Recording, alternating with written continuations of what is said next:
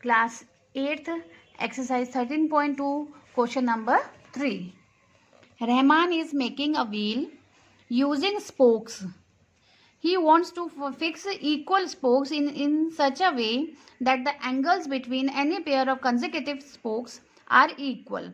Help him by completing the following table. अभी देखिए वो व्हील बना रहा है, ठीक है. व्हील उसने बनाया, पहले उसने 3 स्पोक्स इसमें यूज किए, 3 स्पोक यूज किए तो एंगल आपका कैसा आ रहा है.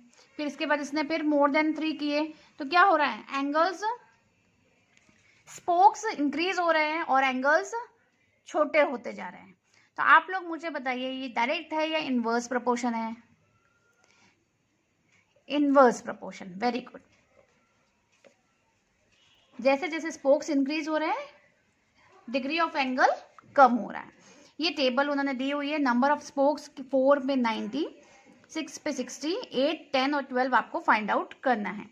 सबसे पहले हम वही करेंगे, x1, x2, x3, x4, x5, y1, y2, y3, y4, y5. Inverse है तो इनवर्स के टाइम पे फॉर्मूला कौन सा यूज होता है, x1 into y1 equal to x2 into y2. सबसे पहले हमने किया x1 y1 x2 y2, दोनों ही वैल्यू हमें पता है तो हमने 4 इंटू 90, 6 इंटू 60 किया, दोनों का 360 आया. अब हम बात करते हैं x3 की. x3 कितना है हमारा 8, तो x1 into y1, x3 into y3. तो x1 y1 आपको पता है, x3 पता है, y3 की वैल्यू आपको फाइंड आउट करनी है. तो 8 स्पोक जब आप यूज कर रहा है तो y3 की वैल्यू कितनी हुई, 45 डिग्री. ये सब हमने कट किया, 4 2 2 45 डिग्री. तो y3 की जब स्पोक्स वो 8 यूज कर रहा है तो उनके बीच का डिफरेंस एंगल कितना है, 45 डिग्री. अब उसने यूज किए 10 स्पोक्स. जब उसने x4 मीन्स 10 स्पोक्स उसने यूज किए तब कितना होगा. x1 y1 की वैल्यू पता है, x4 की वैल्यू पता है, y4 की वैल्यू आपको फाइंड आउट करनी है. तो 4 इंटू 90 अपॉन 10, तो y4 की वैल्यू कितनी आई, 36 डिग्री. मीन्स जब वो स्पोक्स 10 यूज कर रहा है तो एंगल बिटवीन देम कितना है, 36 डिग्री. अब उसने स्पोक्स यूज किए 12, यानी x5 कितना है 12. x1 y1 की वैल्यू आपको पता है, x5 की वैल्यू आपको पता है 12. तो 4 इंटू 90, 12 को हम डिवाइड कर दिया तो y5 की वैल्यू कितनी आई, 30 डिग्री. यानी जब नंबर ऑफ स्पोक्स 12 थे तो एंगल बिटवीन देम कितना हुआ, 30 डिग्री. जैसे जैसे स्पोक्स बढ़ते जा रहे हैं हमारे डिग्री कम होती जा रही है, इसलिए ये किस में आएगा, इनवर्स प्रपोर्शन में. Thank you.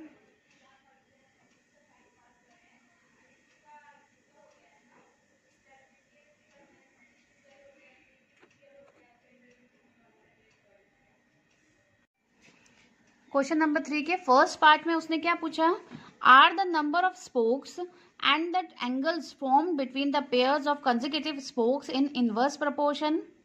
यस, ये हमने चेक किया, जैसे जैसे स्पोक्स बढ़ रहे हैं वैसे वैसे उनके बीच का जो एंगल है वो कम होता जा रहा है. Yes, it is in inverse proportion. Second part में क्या दिया है, calculate the angle between a pair of consecutive spokes on a wheel with 15 spokes. वही टेबल को अगर कंटिन्यू कर लो तो भी चलेगा, नहीं तो एक अलग हम इसकी टेबल बना देंगे स्पोक्स एंड एंगल बिटवीन की. डायरेक्ट प्रोपोर्शन और इनवर्स प्रोपोर्शन में अगर आप टेबल बना लेते हैं तो वो क्वेश्चन बहुत ही इजी एंड सिंपल हो जाता है. इसलिए इसमें फर्स्ट प्रायोरिटी आप यही रखिए कि टेबल बनाइए. नंबर ऑफ स्पोक्स पहले कितने थे, 4, फिर 90 डिग्री उनका एंगल था. अभी उन्होंने पूछा 15 स्पोक्स का क्या होगा. तो x1 x2 y1 y2 formula use किया हमने, इनवर्स है इसलिए 4 इंटू 90, 15 इंटू y2. 15 को हमने यहाँ डिवाइड में लेके आए, y2 की वैल्यू कितनी आई, 24 डिग्री. मीन्स जब 15 स्पोक्स होंगे तो उनके बीच का डिफरेंस, उनके बीच का एंगल कितना होगा, 24 डिग्री.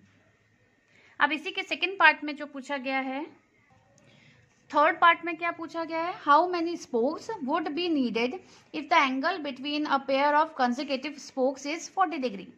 अब इसमें एंगल दे दिया है, आपको पूछा गया है स्पोक्स बताइए। अगेन हम टेबल बनाएंगे एंड देन सॉल्व करेंगे। नंबर ऑफ स्पोक्स कितने दिए हुए थे, 4 और 90। देखिए ये जो 4 और 90 है, ये उसी टेबल जो अभी इस क्वेश्चन के टेबल दी हुई है, उसी टेबल का फर्स्ट एलिमेंट हम यूज कर रहे हैं। और उन्होंने आप पूछा है 40 डिग्री, हम उन्होंने एंगल बता दिया, आप स्पोक्स बताने हैं। सेम फॉर्मूला यूज करेंगे, x1 into y1, x2 into y2, 4 into 90, x2 हमें फाइंड आउट करनी है, y2 की वैल्यू कितनी है 40, डिवाइड करेंगे, x2 की वैल्यू हमारी कितनी आई 9, कितना हुआ 9 स्पोक्स। यानी 9 स्पोक्स जब आप यूज करने वाले हो तब उनके बीच का एंगल का डिफरेंस कितना है 40 डिग्री। Thank you.